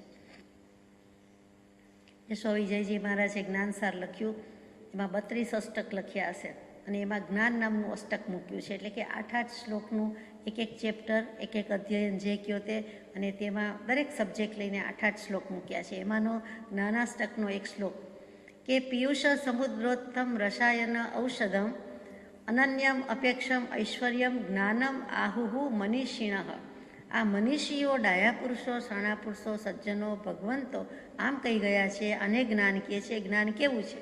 તો કે જ્ઞાન અમૃત છે, પિયુષ છે, છતાં સમુદ્રમાંથી પેદા થતું નથી. એટલે કે સમુદ્ર મંથનમાંથી અમૃત નીકળ્યું, ઝેર નીકળ્યું કહેવાતું હશે, 14 વસ્તુની પ્રાપ્તિ થઈ, પણ જ્ઞાનરૂપી અમૃત છે એ સમુદ્રમાંથી, સાગરમાંથી પ્રાપ્ત થતું નથી. અને જ્ઞાન રસાયણ છે, પરંતુ તે ઔષધ કે દવા નથી. એટલે તમારે રસાયણ કહેતા આપણને તરત જ ઔષધ જ યાદ આવે, ઔષધિનો વિચાર આવ્યા કરે. તો રસાયણના પ્રયોગો નથી, પણ રસાયણ હોવા છતાં એ દવા નથી, ઔષધ નથી. જ્ઞાન ઐશ્વર્ય છે કે જેમાં હાથી, ઘોડા, ધન, દોલત, નોકર, ચાકર કોઈ જની અપેક્ષા નથી, એવું અનઅપેક્ષિત નિરપેક્ષ ધન છે, નિરપેક્ષ રીતે ઐશ્વર્ય છે. અને તેને જ્ઞાનીઓ જ્ઞાન કહે છે, તેને પરમ કૃપાળુદેવ અવિષમ ઉપયોગ કહે છે. આ ફરક આટલો જ છે. એ જ્ઞાન જ છે, અને તેને કૃપાળુદેવે અહીંયા વંદન કર્યા છે, નમસ્કાર કર્યા છે. આમ પણ કરવા જેવા છે કે આત્મગુણોની સૃષ્ટિમાં જીવનનો આરંભ જ્યારે થાય છે ત્યારે કોઈ પદાર્થની, પર પદાર્થની અપેક્ષા હોઈ શકતી નથી, હોતી જ નથી. એક આત્મા સ્વ તે સ્વ, પર તે પર. એક છે ત્યાં બીજું નથી, બીજું છે ત્યાં એક હજી કદાચ હોય તો કે નથી. એક તે એક, અન્ય તે અન્ય, બીજું તે બીજું. અને શબ્દ વ્યવહારમાં એકબીજાને, ગમે તે વાતમાં એકબીજાને, પણ બીજું જોઈતું જ નથી, તો કે એક જ, એક આત્મા. વાત તો એમ હતી કે અંતરંગ ગુણોની સૃષ્ટિમાં અન્યની અપેક્ષા હોય જ ક્યાંથી, હોઈ શકે જ નહીં. ફરીથી, અંતરંગ ગુણોની સૃષ્ટિમાં આ ઉપયોગ અંતરંગ ભાવ અંતરંગ ગુણની લઈ જઈએ છીએ. સ્વભાવ અંતરંગ ગુણ કીધો છે, અંતરંગ ભાવ કીધો છે. એની દુનિયામાં, એની સૃષ્ટિમાં પર પદાર્થની કોઈ અપેક્ષા જ નથી. તેનું નામ નિરપેક્ષ અવિષમ ઉપયોગ છે. પછી આગળ જઈએ છીએ. એ જેમાં સહેજે સમાય છે. આટલું ગોખાવી દીધું કે વ્રત, તપ, નિયમ, લબ્ધિ, ઐશ્વર્ય જેમાં સહેજે સમાય છે તે જ અવિષમ ઉપયોગ છે. હવે નિરપેક્ષ શબ્દનો વિચાર કરવાનો છે. નિરઅપેક્ષ એટલે અપેક્ષા વિનાનું છે, જેમાં કોઈ અપેક્ષા નથી. તે અપેક્ષા એટલે તુલના કરીએ છીએ, તે કોઈ એકબીજાની સાથે તુલના, એકબીજાની સરખામણી. અને અપેક્ષા એટલે ઈચ્છા. એટલે અહીંયા ઈચ્છા રહિત અને અપેક્ષા રહિત, તેનું નામ નિરપેક્ષતા છે. મોક્ષશાસ્ત્ર તત્વાર્થ સૂત્ર 2 અધ્યાય 1 સૂત્ર. ઔપશમિકૌ ક્ષાયિકૌ ભાવૌ મિશ્રશ્ચ જીવસ્ય સ્વતત્વમ ઔદયિક પારિણામિકૌ ચ. એટલે કે 5 જીવના મુખ્ય ભાવ છે તે લઈ લીધા. ફરીથી કે ઉપશમિક, ક્ષાયિક, સાપશમિક, ઔદયિક અને પરિણામિક એ 5 જીવના અસાધારણ ભાવ છે. સ્વતત્વમ એટલે અસાધારણ ભાવ છે. સ્વભાવ કહીએ છીએ તેવી રીતે અસાધારણ ભાવ કહી દીધા છે. આત્મા જ્યારે અખંડ અને નિત્ય નિરાવરણ સહજ પરમ પારિણામિક ભાવ જ છે, અને ત્યારે ધ્રુવ દ્રવ્યની ભાવનાથી એટલે કે જ્ઞાન દર્શન ચારિત્રની ભાવનાથી આ જે 5 ભાવ છે એમાંથી ઔદયિક, ઔપશમિક, સાયુપશમિક અને ક્ષાયિક આ 4 ભાવનો પરિહાર એટલે કે ત્યાગ થઈ જાય છે. 4 ભાવનો ત્યાગ ક્યારે થઈ જાય છે? તો કે આત્મા જ્યારે જ્ઞાન દર્શન ચારિત્રમાં વર્તે છે, એની ભાવના છે તેમાં, તો એ 4 ભાવ જતા રહે છે. તો કે ક્ષાયિક ભાવ પણ જતો રહે છે, ક્ષાયિક ભાવ પણ જતો રહે છે. તેને પણ ઉડાવ્યો છે. નિયમસારજીની ગાથાનું સમર્થન છે કે અપ સર્વ આલંબણ ભાવેણ દુ સર્વ ભાવ પરિહારમ સક્કદી કાદુમ જીવોતમ હા જાણમ હવે સત્વમ. ક્ષાયિક ભાવની પણ અપેક્ષા નથી. શું કામ? તો કે જુઓ, આત્માના સ્વભાવ, આત્માના અવલંબન, દ્રવ્યના અવલંબને બધું થાય છે. શુદ્ધ પર્યાય પ્રગટે છે, પણ શુદ્ધ પર્યાયને કંઈ શુદ્ધ પર્યાયનું કે કોઈનું અવલંબન નથી. ફરીથી કહું કે શુદ્ધ આત્મદ્રવ્ય છે તો એ સામાન્યનું અવલંબન લેવાથી ક્ષાયિક ભાવરૂપી શુદ્ધ પર્યાય પ્રગટે છે. ત્યાં સામાન્યનું અવલંબન છે, દ્રવ્યનું અવલંબન છે, આત્માનું આલંબન છે. પરંતુ શુદ્ધ પર્યાયનું એટલે કે ક્ષાયિક ભાવનું આલંબન લઈને, એટલે કે વિશેષનું આલંબન લઈને ક્ષાયિક ભાવરૂપે શુદ્ધ પર્યાય પ્રગટતી નથી, કદી પ્રગટતી નથી. એટલે કે દ્રવ્યનું જ અવલંબન છે. દ્રવ્યાશ્રયા ગુણાહા, ગુણ છે, પર્યાય છે, તેમાં ગુણ દ્રવ્યના આશ્રય રહેલી છે. તો કે દરેક વસ્તુ સ્વતંત્ર છે, તેમ છતાં અહીંયા આ ક્ષાયિક ભાવ છે એની પણ અપેક્ષા નથી એટલે નથી. એના કન્ક્લુઝનમાં મૂકીએ કે આત્મ સ્વરૂપને આલંબનારો ભાવ છે એ જ મુખ્ય છે, એ જ મહાવ્રત છે, એ જ સમિતિ છે, એ જ ગુપ્તિ છે, અને એ જ આલોચના છે, અને એ જ બધું છે. જે અહીંયા કૃપાળદેવે વ્રત, તપ, નિયમ, લબ્ધિ મૂક્યું છે તે જ નિયમસાર કહી દે છે કે ક્ષાયિક ભાવની પણ અહીંયા અપેક્ષા નથી, નિરપેક્ષ છે. બાકી કોણ રહી ગયું? તો કે પારિણામિક ભાવ. એ તો છે જ, એને કોઈની અપેક્ષા નથી. એ પોતે નિરપેક્ષ જ છે. એટલી જ અહીંયા બીજા 4 ભાવ છે એની પણ અપેક્ષા નથી, એને પણ પર્યાય ગણીને ઉડાવ્યો છે. એટલે કે શુદ્ધાત્મ દ્રવ્યનું આલંબન જ મુખ્ય વાત છે. એટલે કે ઉપયોગમાં બીજું કાંઈ નથી, તેનું નામ શુદ્ધિ. યશોવિજયજી મહારાજનું અધ્યાત્મસાર, એમાં પણ એમ કહી દીધું કે એક એવ હિ તત્રાત્મા સ્વભાવે સમવસ્થિત જ્ઞાન દર્શન ચારિત્ર લક્ષણ પ્રતિપાદિત. આત્મા એક જ છે, સ્વભાવમાં સ્થિર રહે છે અને જ્ઞાન દર્શન ચારિત્ર લક્ષણથી પ્રતિપાદિત છે. એટલે કે આત્મા એક જ છે, સ્વભાવમાં સ્થિર રહે છે. જો રહ્યો તો તેને ત્યાં નિરપેક્ષ અવિષમ ઉપયોગી કહેવો જ પડે. કેમ કે અવિષમનો અર્થ જ આપણે સ્થિર લીધો છે, એટલે કે સ્થિર ઉપયોગમાં છે. ભક્ત પરિજ્ઞા પયરના સૂત્ર એક પ્રકીર્ણ સૂત્ર છે. એમાં એક વાક્ય બહુ મજાનું કે નિરવેક્ષો તરઈ દુત્તર ભવોયમ. નિરપેક્ષ આત્મા જ, જ્યારે આ નિરપેક્ષ ઉપયોગ સહિત આત્મા જ આ દુસ્તર ભવ સમુદ્રને તરી શકે છે, તરી જાય છે. શ્રીમદ ભાગવતના 14 અધ્યાય, એમાં 14મા અધ્યાયમાં ઘણું બધું ભક્તિભાવને જ ગાયેલો છે, સર્વોત્કૃષ્ટ મહિમા ગાયો છે, અને તેના 7મા શ્લોકમાં પણ નિરપેક્ષ સુખનો જ મહિમા ગાયો છે. એ ભૂલવા જેવું નથી. એટલે જ્યાંથી ત્યાંથી બધાને નિરપેક્ષ સુખ, નિરપેક્ષ સ્વભાવ, નિરપેક્ષ ઉપયોગ એમાં તો રહેવું જ છે, પણ કેવી રીતે પદ્ધતિમાં, શૈલીમાં અને એ વ્યવસ્થામાં, ક્રમમાં ફેર પડી જાય છે. શ્રી હેમચંદ્રાચાર્ય ભગવંતે પણ એમ કહ્યું કે જીવને દેવલોક દૂર છે, જરૂર દૂર છે, જીવને સિદ્ધશિલા એથી પણ દૂર છે, પરંતુ સમભાવમાં રહેવું, ઉપસમભાવમાં રહેવું, ઉપયોગ એટલે કે વિતરાગ ભાવમાં રહેવું અને અવિષમ ઉપયોગમાં રહેવું પોતાના હાથમાં છે, નજીક છે, પોતાની પાસે છે. આ ભવમાં છે, આ લોકમાં છે, મોક્ષ હથેળીમાં છે. પ્રથમ મોક્ષ અહીંયા થાય છે, સમજાય છે, પછી ત્યાં જઈને બેસવાનું છે. તો એ બધું ભલે દૂર રહ્યું પણ આ બધું તો આપણા હાથમાં જ છે એમ કરીને કૃપાળદેવનું મોક્ષ હથેળીમાં છે એ સાબિત થઈ જાય છે. 374મો પત્ર હતો, કૃપાળદેવે લખ્યો. એમાં મૂક્યું કે સમપરિણામે પરિણમવું અને એ જ અમારો બોધ છે. સૌભાગભાઈ ઉપર લખ્યો છે કે સમપરિણામે પરિણમવું જ યોગ્ય છે અને એ જ અમારો બોધ છે. કોઈક પત્રમાં તો બોધના છે એમ લખી દીધું છે. એવો જે સમપરિણામ એ બીજું કાંઈ નથી, નિરપેક્ષ અવિષમ ઉપયોગ જ છે. આ સમપરિણતિની જ વાત છે, સ્થિર ઉપયોગની જ વાત છે, સમ્યકપણાની જ વાત છે, બીજી કોઈ નથી. ભરત ચક્રવર્તીજી અને એ પાઠ ઉપર એક પછી એક આવ્યા, તે નોનસ્ટોપ સતત અવિરતપણે આવ્યા, તે વચ્ચે બ્રેક નથી આવ્યો તેવા 8 રાજા એ પણ તે રીતે જ મોક્ષે ગયા છે. આરીસા ભુવનમાં સ્વરૂપનું દર્શન કરતાં કરતાં આત્મ સ્વરૂપની પ્રાપ્તિ કરીને જ ગયા છે. મરુદેવા માતાને પણ સ્વભાવના ભાન વડે, આ સામ્ય ભાવ વડે જ મોક્ષ થયો છે. એટલે કે નિરપેક્ષ અવિષમ ઉપયોગમાં સ્થિતિ થઈ અને પછી મોક્ષ થયો છે, એ ભૂલવા જેવું નથી. 376મા પત્રમાં પણ કૃપાળદેવ મૂકે કે અવિષમપણે જ્યાં આત્મધ્યાન વર્તે છે એવા જે શ્રી રાયચંદ્ર પ્રત્યે ફરી ફરી નમસ્કાર કરી આ પત્ર અત્યારે પૂરું કરીએ છીએ. ત્યાં પોતે જ પોતાને લખ્યું કે અવિષમપણે જ્યાં આત્મધ્યાન વર્તે છે એવા શ્રી રાયચંદ્ર પ્રત્યે પોતે જ પોતાનું નામ લખ્યું. પોતે પોતાને સંબોધી ઉદ્દેશીને લખતા હોય એમ કે છે, અહો અહો હું મુજને નમું, મુજને નમું. શાંતિનાથ ભગવાનના સ્તવનવાળી વાત. એ 376મો પત્ર. અને અત્યારે તો આપણે આ 737 પર આવ્યા છીએ. તો કે વચ્ચે કેટલી દશા ને કેવી વર્ધમાન દશા હોય, કેવો પુરુષાર્થ હોય. તો ત્યાં નમસ્કાર કરે છે, ફરી ફરી કરે છે અને પછી પત્ર પૂરો કરે છે. પ્રજ્ઞાબોધમાં પરમ પૂજ્ય બ્રહ્મચારીજી ગાય, 22 પરિસહ મુનિને પીડે, અગણિત ગૃહસ્થ નિકેડે રે, અવિષમ ભાવે રહી જીતે તે, શિવપદ તેડે રે.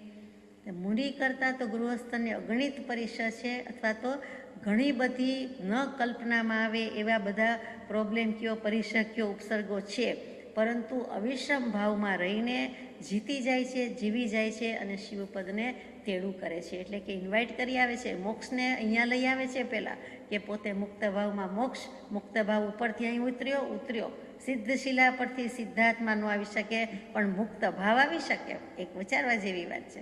એટલે કે પોતે એને બોલાવ્યું, નોતરું કર્યું, તેડું કર્યું અને શિવપદને તેડે છે. પોતે અહીંયા જ પછી મોક્ષ સમાન થઈ જાય છે, મુક્તાત્મા થઈ જાય છે, મોક્ષનો અનુભવ કરી જાય છે.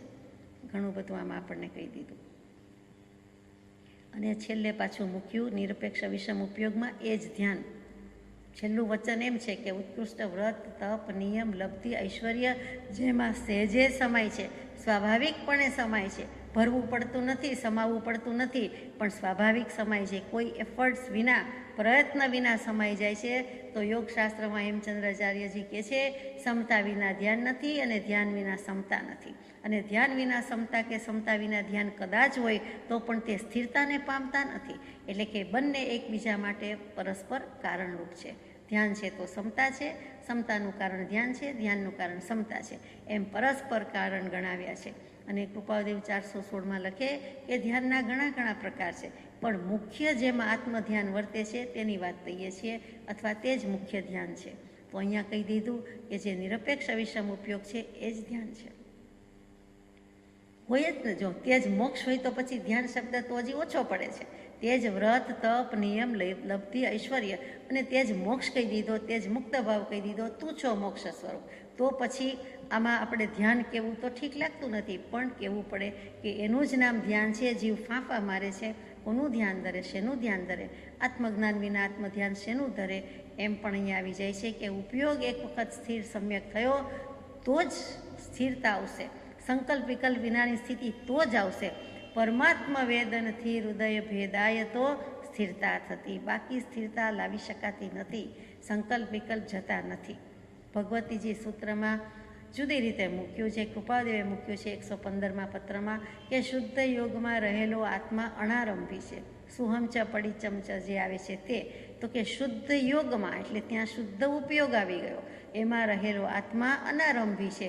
એને હવે કોઈ આરંભ સમારંભ હિંસા પરિગ્રહ નથી, એટલે કે 5 વ્રત 5 અવ્રત છે એમાં એ નથી, કેમ કે શુદ્ધ યોગ શુદ્ધ ઉપયોગમાં છે. એટલે જે શરૂઆત કરી પત્રની તે કે શુદ્ધ એટલે કે સર્વ વિભાવથી રહિત એવું સહજ આત્મ સ્વરૂપ, એમાં એની સ્થિતિ થઈ ગઈ એટલે અનારંભી છે.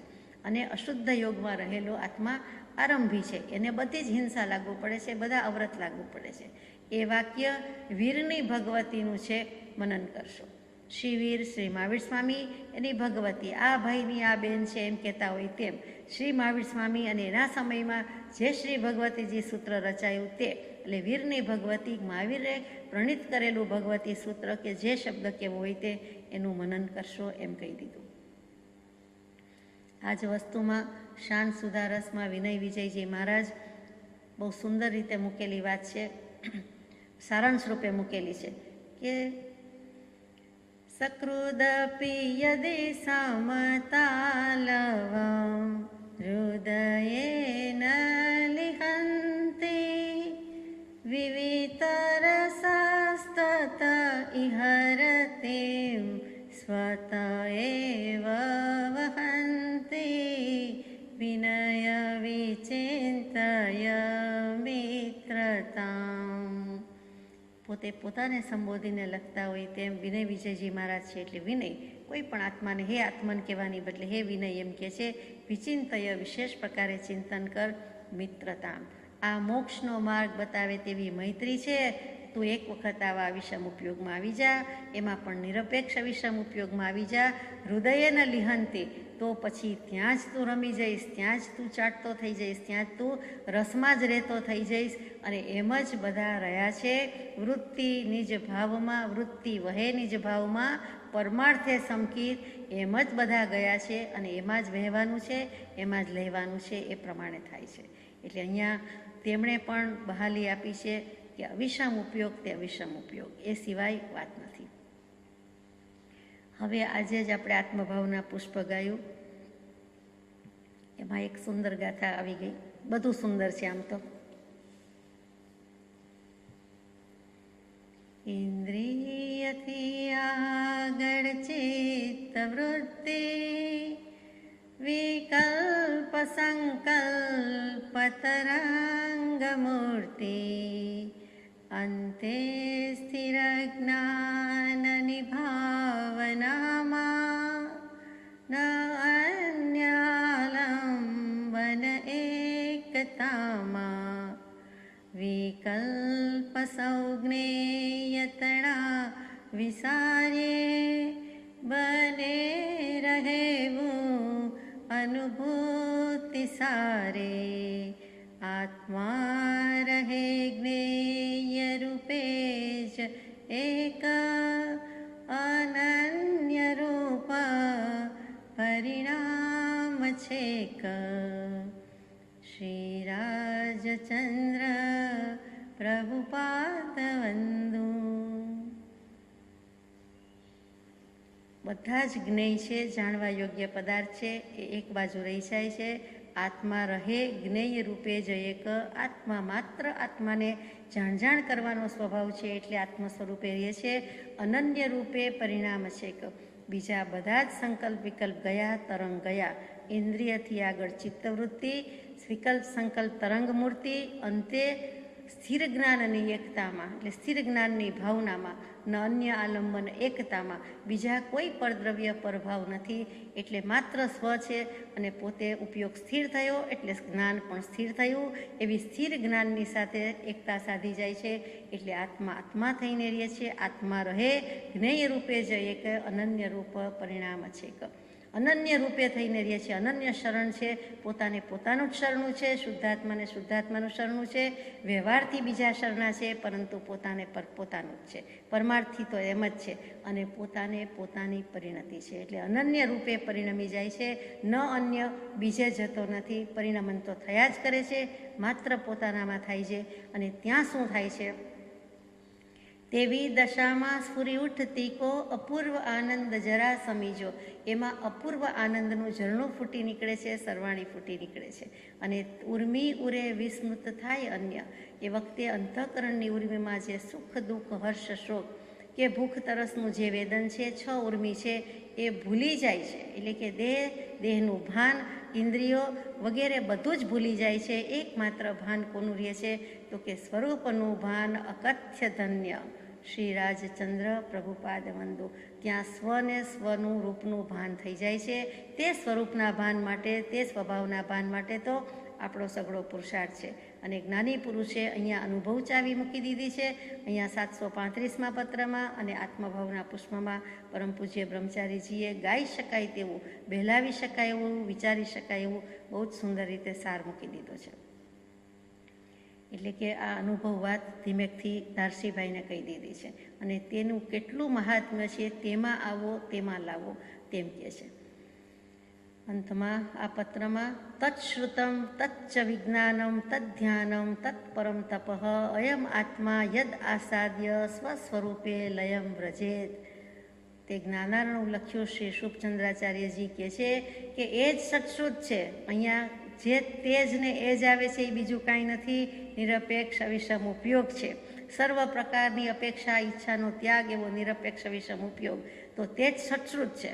શાસ્ત્રો સત્શ્રુત ભણીને શું કરવાનું છે? ઈચ્છા કરવાની છે કે ઈચ્છા મૂકવાની છે? તો કે ઈચ્છાને તિલાંજલિ દેવાની છે તે. એટલે એનું જ નામ સત્શ્રુત છે. એ જ જ્ઞાન વિજ્ઞાન છે, એ જ ધ્યાન છે, એ જ પરમ તપ છે, જેને પામીને આ જીવ નિજ શુદ્ધ સહજ એવા સ્વરૂપનું તત્વ પામે અને સ્વરૂપમાં નિષ્ઠા થાય. અહીંયા ઘણું બધું આપણને કહી દીધું છે આજે આ પત્રમાં. આપણે તો કૃપાળદેવને એટલી જ વિનંતી કરીએ છીએ, ભાર ઉતારો ગહન ભવ ચક્રનો, ગમતા નથી અભોગ, તારો તારો વિભાવ પ્રવાહથી, દ્યો નિત્ય શુદ્ધ ઉપયોગ, જાગો હે જીવો રે મોહ કરો પરો. પરમ પૂજ્ય બ્રહ્મચારીજીએ પ્રજ્ઞાબોધમાં વિનંતી કરી છે. અહીંયા આપણે આ પત્ર પૂરો કરીએ છીએ. પત્રાંક 737, પાંચપત્રાંક 736, વવાણિયા, પોષ સુદ 11, બુધ વિક્રમ સંવત 1953. હવે પરમ પૂજ્ય શ્રી સૌભાગભાઈને બીજે જ દિવસે લખાયેલો પત્ર છે કે રાગ દ્વેષના પ્રત્યક્ષ બળવાન નિમિત્તો પ્રાપ્ત થયે પણ જેનો આત્મભાવ કિંચિત માત્ર પણ ક્ષોભ પામતો નથી, તે જ્ઞાનીના જ્ઞાનનો વિચાર કરતા પણ મહાનિર્જરા થાય એમાં સંશય નથી. આગળ વાત આવી તે જ છે કે ગમે તેવા ઉપસર્ગ પરીક્ષા આવી પડો, ગમે તેવા રાગ દ્વેષના નિમિત્તો થાય, એમાં આજીવિકાનો પ્રોબ્લેમ હોય કે બીજો કાંઈ પ્રોબ્લેમ હોય કે કોઈ જીવનસાથી સંગીનીના કોઈના દેહત્યાગ થઈ જાય હોય, અથવા તો રોમ રોમ બળવા માંડે તેવી શરીરમાં કોઈ વેદના આવે, રોગ આવે, અથવા તો દટ્ટણસો પટ્ટણ થઈ જાય, લક્ષ્મીજીની કૃપામાંથી લક્ષ્મીજી ચાલી જાય, ભાગી જાય, તો પણ ગમે તે થઈ જાય, પણ ગમે તેવા પ્રત્યક્ષ બળવાન નિમિત્ત હાજર હોય, કદાચ વ્યક્તિ પ્રત્યક્ષ બળવાન નિમિત્ત રૂપે હાજર હોય એવો પ્રાપ્તિનો યોગ થઈ જાય, તો પણ એવા સંજોગ ઉપસ્થિત થાય તો પણ જેની જેમ ધીરજમાં ફેરફાર નથી, જેના સ્વભાવના ભાનમાં ફેરફાર નથી, તેવી રીતે આત્મભાવ કિંચિત માત્ર ક્ષોભ પામતો નથી. એટલે કે ત્યાં સમ્યક ચારિત્રની દશા આવી ગઈ કે સમ્યક દર્શન, સમ્યક જ્ઞાન અને હવે સમ્યક ચારિત્ર આવી ગયું કે રાગ રોષ રહિત છે, રાગ દ્વેષ રહિત છે. એટલે કે મોહ નથી અને દ્વેષ પણ નથી. અપણો હું વિહવેણ જે કહીએ છીએ તે કે ચારિત્ર તે છે ધર્મ છે, ધર્મ છે તે સામ્ય છે, તે સામ્ય જીવનનો મોહક ક્ષોભ વિહીન નિજ પરિણામ છે. મોહક ખોહ વિહીણો પરિણામો અપણો હું સમો ચરિતમ ખુલ્લો ધમ્મો. એ જે પ્રવચન સારની 7મી ગાથા ઘણી જ જાણીતી પણ કરવામાં જરાક મુશ્કેલ પડે છે, અજાણી લાગે છે તે, તો કે રાગ રોષ વિના મોહક્ષોભ વિનાનું પરિણામ છે. એવું કોનું છે? એવું તો કે જ્ઞાનીને જ આવું થાય છે. તે જ્ઞાનીના જ્ઞાનનો વિચાર કરતાં પણ મહાનિર્જરા થાય એમાં સંશય નથી. કાંઈ વાંધો નહીં, આપણે તો ગાઈએ છીએ શુદ્ધ ભાવ મુજમાં નથી, આપણને શુદ્ધ ભાવ શુદ્ધ ઉપયોગની પ્રાપ્તિ ન હોય તો કાંઈ નહીં.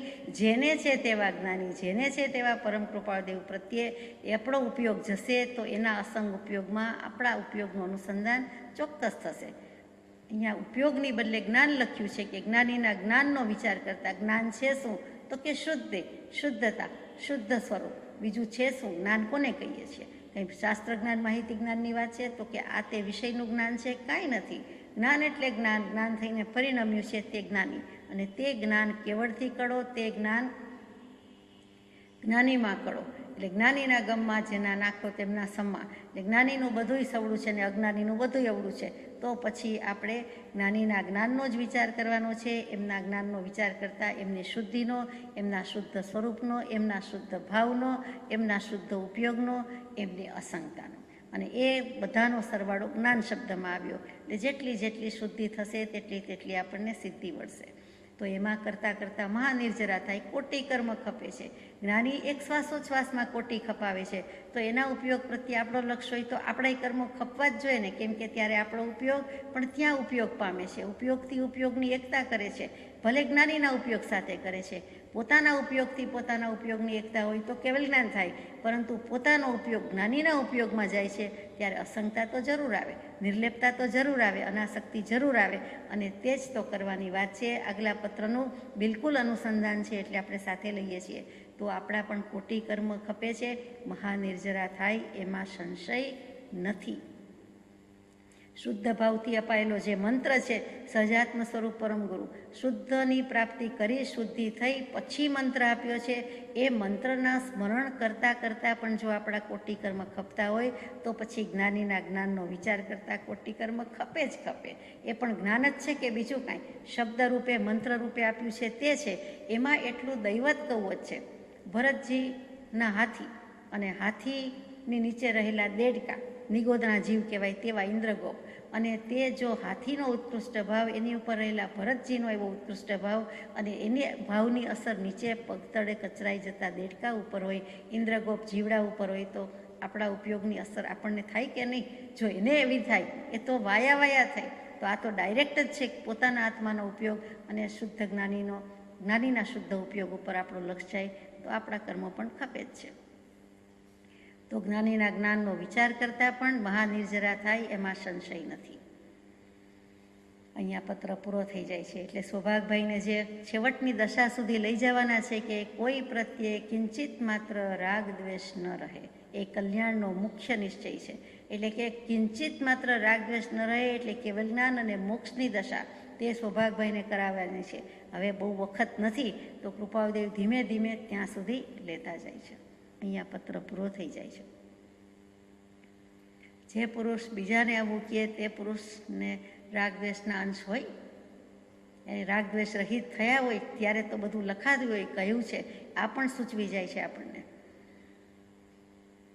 પત્રાંક 737, વવાણિયા, પોષ વદી ચોથ, શુક્ર, વિક્રમ સંવત 1953, તારીખ 22/1/1897. આ પત્ર કાવીઠા સ્થિત પૂજ્ય ઝવેરભાઈ મગનભાઈને લખાયેલો પત્ર છે. આરંભ અને પરિગ્રહનો ઈચ્છાપૂર્વક પ્રસંગ હોય તો આત્મલાભને વિશેષ ઘાતક છે અને વારંવાર અસ્થિર અપ્રશસ્ત પરિણામનો હેતુ છે, એમાં તો સંશય નથી. પણ જ્યાં અનિચ્છાથી ઉદયના કોઈ એક પ્રયોગથી પ્રસંગ વર્તતો હોય ત્યાં પણ આત્મભાવના ઉત્કૃષ્ટપણાને બાદ કરનાર તથા આત્મસ્થિરતાને અંતરાય કરનાર તે આરંભ પરિગ્રહનો પ્રસંગ પ્રાય થાય છે. માટે પરમ કૃપાળુ જ્ઞાની પુરુષોએ ત્યાગ માર્ગ ઉપદેશ્યો છે, તે મુમુક્ષુ જીવે દેશે અને સર્વથા અનુસરવા યોગ્ય છે. પત્ર પૂરો થઈ જાય છે.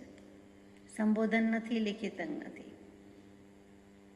કાવીઠાવાસી ઝવેરભાઈ અને કાવીઠાવાસી રતનચંદભાઈ બંને કઝિન બ્રધર્સ, અને બંને કાવીઠામાં જ સ્થિતિ કરે છે. અને તે વખતે એટલે કે વિક્રમ સંવત 1952ના શ્રાવણમાં જ્યારે પરમ કૃપાળદેવે રાડજમાં પર્યુષણ કર્યા છે તે શ્રાવણ મહિનો, તે વિક્રમ સંવત 1952 આત્મસિદ્ધિજીના સર્જન પહેલાંનો સમય. તે વખતે કાવીઠામાં તેમને પ્રથમ વખત દર્શન થયા. એટલે કે ઝવેરભાઈ અને રતનચંદભાઈને હું સમજું છું, માનું છું ત્યાં સુધી તે વખતે પહેલી વખત દર્શનનો લાભ મળે છે. અને ત્યાર પછી તેમને કૃપાળુદેવમાં ઉત્તરોત્તર વધુ ને વધુ શ્રદ્ધા પ્રતીતિ થતી ગઈ.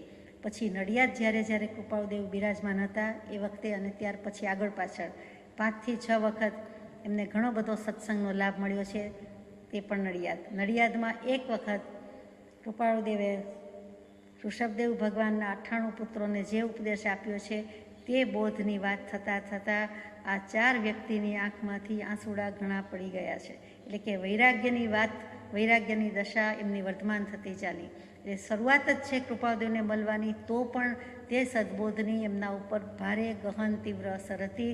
એ ઝવેરચંદભાઈ, રતનચંદભાઈ, ધોરીભાઈ ભગત કહેતા ધોરીભાઈ અને એક ચોથું કોઈ હતું, એ 4 ઉપર ઘણી અસર હતી.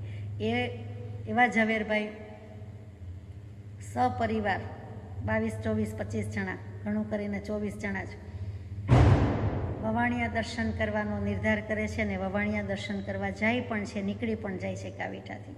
અને વવાણિયા દર્શન કરવા માટે પહેલાં મોરબી આવે છે ટ્રેનમાં, અને મોરબી સુધી ઉતર્યા કે ગમે તેમ, તો મોરબી આવ્યું એટલે પછી જ વવાણિયા જવાય ટ્રેન બદલીને, એવું કંઈક હતું. તો એ વખતે કૃપાળુદેવ મોરબી બિરાજમાન છે અને આ બધા વવાણિયા એમના દર્શનાર્થે જાય છે. કૃપાળુદેવના જ્ઞાનમાં ગમે તેમ આવી ગયું એટલે કોઈક માણસ મજૂરને મોકલ્યો અને કહ્યું કે એમને અહીં ઘરે તેડી આવો. એટલે કે ત્યાં મોરબીમાં ઘરે છે કૃપાળુદેવ, રેવાશંકરભાઈનું ઘર જે ગણો તે સ્વસુર ગૃહમાં, અને ત્યાં એમને બોલાવી લાવે છે. એટલે એમણે કહ્યું કે વવાણિયામાં નથી કૃપાળુદેવ, અહીંયા બિરાજે છે, એટલે આપ અમારી સાથે ચાલો. એટલે ત્યાં મોરબી લઈ જાય છે. ત્યાં 3 દિવસ બધાએ ભરપૂર સત્સંગ કર્યો. મહેમાન ગતિ તો જે થઈ હોય તે, પરંતુ સાથે સાથે ભરપૂર સત્સંગ કર્યો છે. એટલે કે તે ઝવેરભાઈની વાત છે. ત્યારે રતનચંદભાઈ પણ સાથે હતા અને પરિવાર આખું હતું, 22-24 જણા, એટલે લગભગ બધા. કોઈ મુમુક્ષુ પણ એમાં ખરા. કૃપાળુદેવને પણ પરિવાર એટલે કે છગનભાઈ અને માતુશ્રી, નાના માતુશ્રી, એટલે એ પણ ત્યાં જ હતા, એટલે મોરબી જ હતા. અને ત્યાં કોણ એમને વેલકમ કરે, એવું પણ હશે કે જે કયો તે બનવા જોગ હતું તે બનીને રહ્યું. અને તે પણ પોષ મહિનાની જ વાત છે એટલે યાદ આવી ગયું. વવાણિયા, પોષવદ ચોથ, શુક્ર વિક્રમ સંવત 1953. એટલે આ પત્ર લખાયો છે અને પછી પોષ મહિનામાં નીકળ્યા છે કે પહેલાં નીકળ્યા છે જે હશે તે, પણ અત્યારે આ વાત છે. તો આ પત્રમાં એમ લખ્યું છે કે આરંભ પરિગ્રહનું કોઈને ઈચ્છાપૂર્વક પ્રસંગ હોય તો એ આત્મલાભને વિશેષ ઘાતક છે. ધંધા ધાપા કરીએ, વ્યવસાય બિઝનેસ કરીએ, પણ આત્મલાભને તો હાનિ જ પહોંચે છે અને વારંવાર અસ્થિર અપ્રશસ્ત પરિણામનો હેતુ છે. હવે એ પણ સેટલ થતા હોય અથવા તો પ્રગતિ કરવાની હોય, ઉંમર નાની હોય, ધંધામાં આગળ જવું હોય, ત્યાં કૃપાળુદેવ કહે છે કે અમને પણ આ લાગુ પડે છે, એમાં તો સંશય નથી, પણ અનિચ્છાથી અમારો એવો ઉદય તો છે એટલે કરવું પડે છે. આવો યોગ પ્રાપ્ત થયો છે, સંજોગ પ્રાપ્ત થયો છે, એટલે અમારે આ પ્રમાણે આત્મભાવ ઉત્કૃષ્ટપણાને બાદ કરી નાખે છે. આત્મભાવનું ઉત્કૃષ્ટપણું જે થવું જોઈએ, એટલે કે કેવલ જ્ઞાન થઈ જ જવું જોઈએ અથવા તો કેટલીક દશા થઈ જ જવી જોઈએ, અઘાતી કર્મનો ક્ષય થઈ જ જવો જોઈએ, તે બધામાં અને આત્માની સ્થિરતામાં અમને અંતરાય થાય છે. બધાને અંતરાય થાય તેવું છે તે આરંભ પરિગ્રહનો પ્રસંગ પ્રાય થાય છે. તો પરમ કૃપાળુ જ્ઞાની પુરુષોએ ત્યાગ માર્ગ ઉપદેશ્યો છે. એટલા માટે તમારે કે અમારે ત્યાગ માર્ગ લેવાની વાત કીધેલી છે તે મુમુક્ષુ જીવે દેશે અને સર્વથા અનુસરવા યોગ્ય છે. એટલે કે કોઈ પણ મુમુક્ષુ જીવે, અમે તમે ભેદ નથી, હું કે તમે, આપણે દેશે એટલે ન બની શકે તો અંશે સ્વીકારવા યોગ્ય છે ત્યાગ માર્ગ, અને બની શકે તો સર્વથા, સર્વ પ્રકારે, સર્વ રીતે, સર્વ સંબંધનો ત્યાગ કરવા જેવો છે, સર્વ આરંભ પરિગ્રહનો ત્યાગ કરવા જેવો છે. એટલે કે સર્વસંગ પરિત્યાગની અહીંયા મહત્તા ગઈ છે. સજાત્મ સ્વરૂપ પરમ ગુરુ.